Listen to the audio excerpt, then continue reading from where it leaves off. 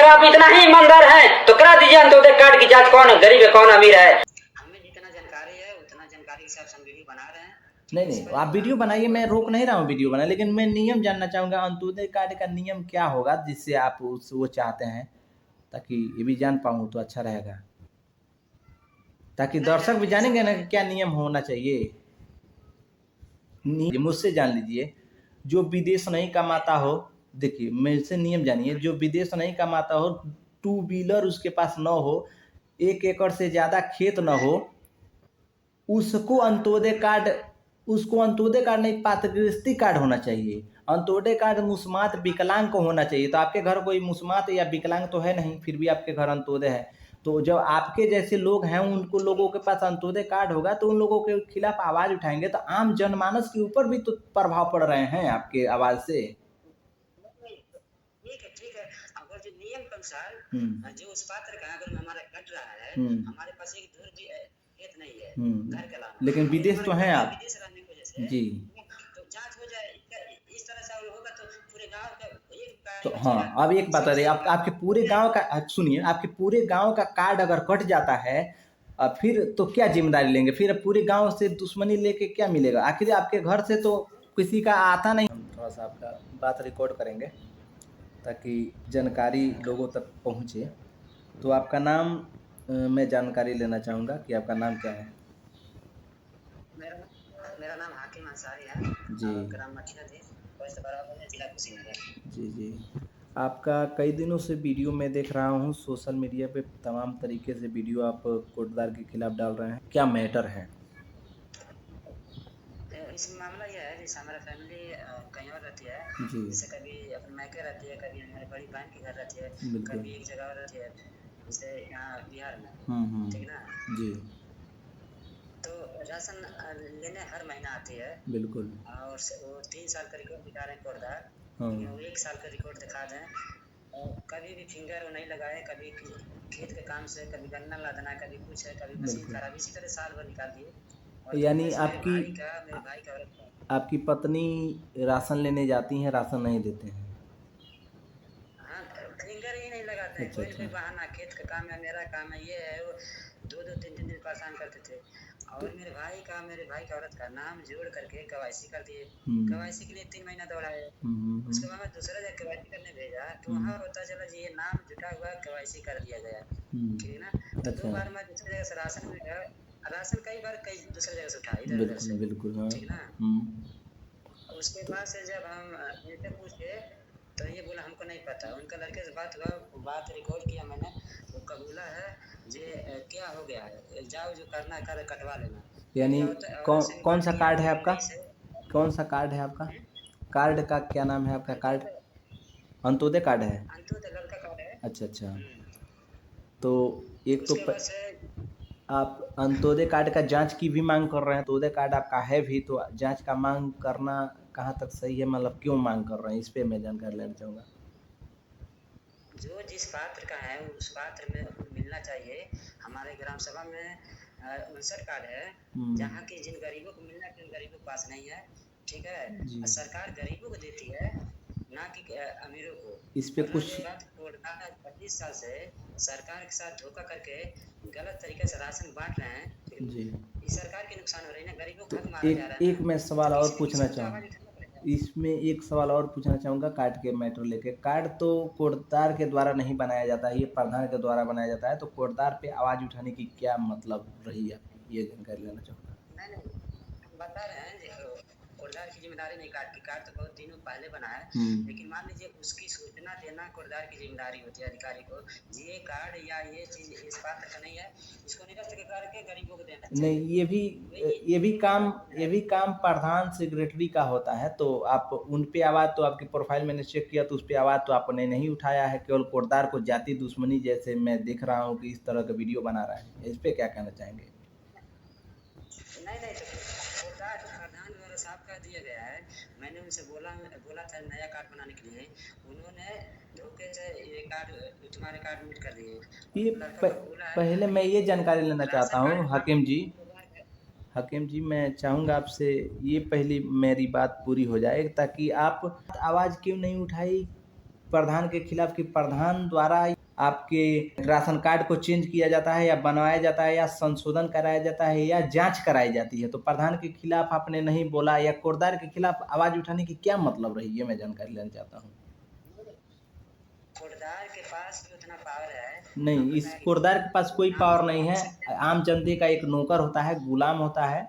गुलाम के पास कोई पावर नहीं होता है। जिसे आप वोट देकर चुनाव करके जिताए हैं उसके पास सब पावर होता है। तो जिसको आप पावरफुल बनाए हैं उसका आवाज़ नहीं उठाते हैं, और एक कोरदार के खिलाफ आवाज़ उठाना ये कहाँ तक सही है? अधिकारी क्यों आपकी बात सुनेंगे, ये बताइए।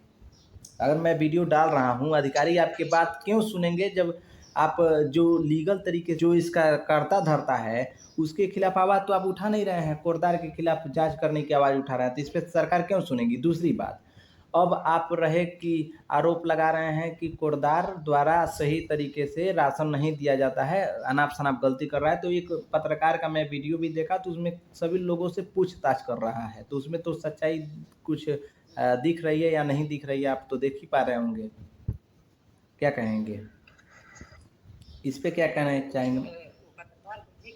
ठीक है, जो भी किया है पहले दिन का रिपोर्टिंग तो मेरे समझ में ठीक है। और कभी कोटदार के पास वैसा व्यवस्था नहीं होता कुर्सी का, उस तरह से माहौल नहीं। चलिए ठीक है, कोटदार के चाहे पत्रकार मिली जुली हो चाहे मान लेते हैं, लेकिन एक बात, दूसरा बात मैं एक बार और पूछना चाहूँगा आपसे, दूसरी बात पूछ रहा हूँ। चलिए वो तो मिली भगत हो गया या कुछ हो सकता है, लोगों को बुला के बैठा के वीडियो बनवा लिया होगा।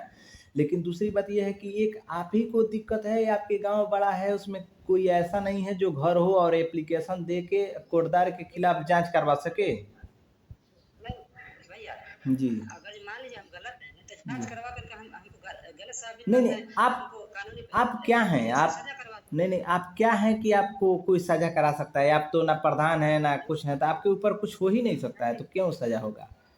लेकिन एक जैसे लोगों के लोगों की अपनी आवाज उठा देते हैं। नहीं, तो अधिकार का नियम भी तो जानेंगे कि अधिकार का आवाज ऐसे ही उठाएंगे। अधिकार कुछ जानेंगे भी तो कि मेरे ऊपर क्या अधिकार है, मैं क्या कर सकता हूँ। ऐसे ही आवाज उठाएंगे तो फिर कैसे लोग क्या सुनेंगे? लोग गुमराह हो रहे हैं भाई साहब।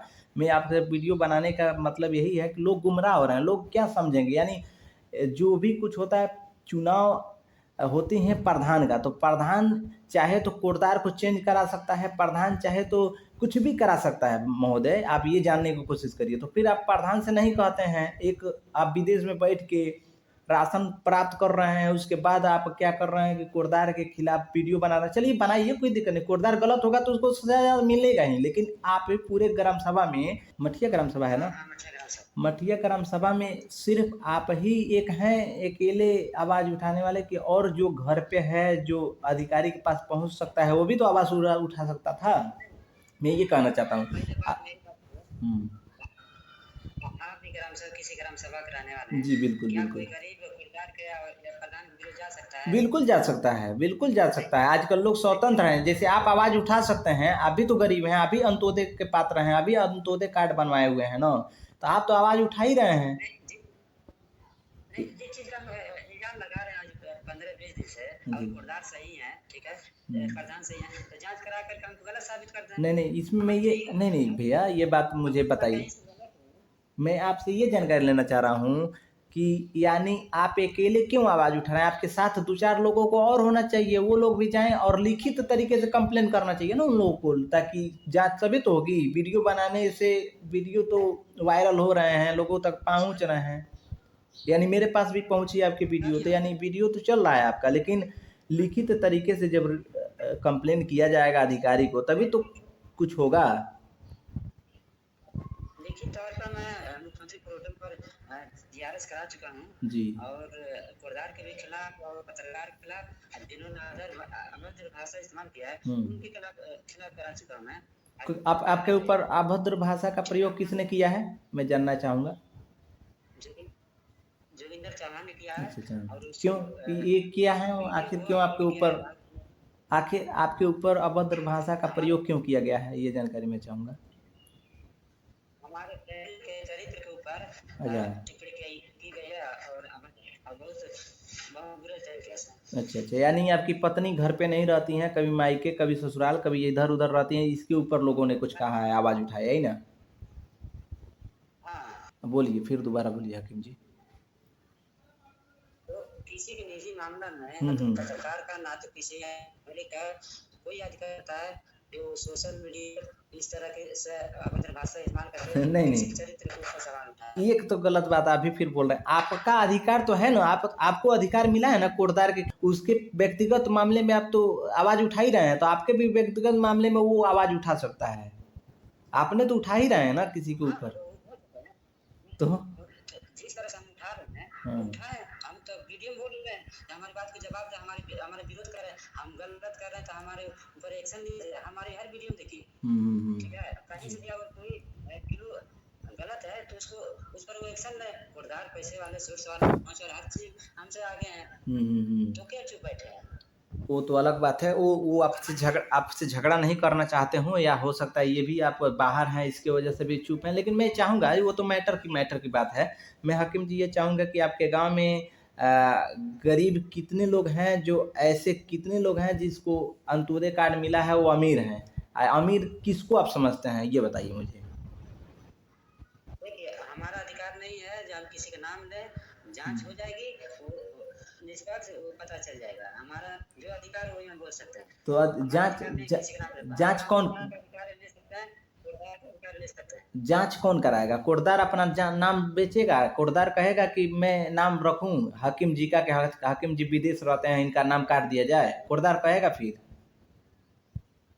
जब आप नहीं कह सकते, आप किसी का नाम नहीं रख सकते, तो फिर कोटदार क्यों रखेगा? आप प्रधान नहीं रख सकते, फिर कोटदार क्यों रखेगा? ये बताइए मुझे। आप तो बोल रहे हैं कि मैं हम तो जांच की मांग कर रहे हैं ना। तो जब जांच की मांग करेंगे तो देखिए, जांच की मांग करेंगे तो अधिकारी आएंगे, तो वो कैसे भाग तो रहे हैं, भूत नहीं ना है वो लोग कि पकड़ लेंगे कि कौन अमीर है कौन गरीब। कोई ना कोई बताएगा। तो जैसे आप कंप्लेन करेंगे तो आपका नाम रखना पड़ेगा कि फलाना अमीर है, ये अमीर है। हमारे परिवार है, सुनिए, हमारे परिवार है घर पे, और भी लोग हैं, ठीक है। जब अधिकारी आएंगे तो खुद समझ में आ जाए कितने लोग हमारे पक्ष में और कितने लोग उनके पक्ष में। जी, एक चलिए आपकी मैटर ये सुन लिया। और दूसरी बात ये कह रहा हूँ कि आप, एक सवाल आपसे ये बता दीजिए कि आप कैसे लोगों को गरीब मानते हैं, कैसे लोगों को अमीर मानते हैं? क्या होना चाहिए? गरीब होगा, क्या होना चाहिए अमीर होगा? जो अंत्योदय के नियम है, जो जिस पात्र क्या नियम क्या है? मैं चाहूँगा कि मैं चाहूँगा कि कुछ अंत्योदय कार्ड का नियम बता दीजिए मुझे, ताकि दर्शक सुन पाए। सुनिए, हमें जितना जानकारी है उतना जानकारी के हिसाब से हम वीडियो बना रहे हैं। नहीं, आप वीडियो बनाइए, मैं रोक नहीं रहा हूँ वीडियो बनाए, लेकिन मैं नियम जानना चाहूँगा अंत्योदय कार्ड का नियम क्या होगा, जिससे आप वो चाहते हैं, ताकि ये भी जान पाऊँ तो अच्छा रहेगा, ताकि दर्शक भी जानेंगे ना कि क्या नियम होना चाहिए। नियम मुझसे जान लीजिए।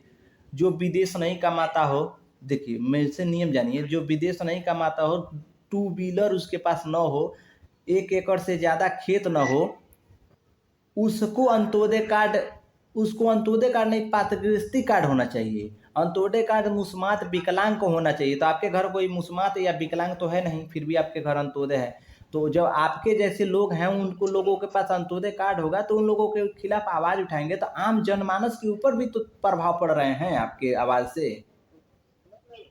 ठीक है, अगर जो नियम के अनुसार जो उस पात्र का अगर हमारा कट रहा है, हमारे पास एक दूर खेत नहीं है घर के अलावा, लेकिन विदेश तो हैं आप। विदेश रहने की वजह से जी, तो जांच हो जाए।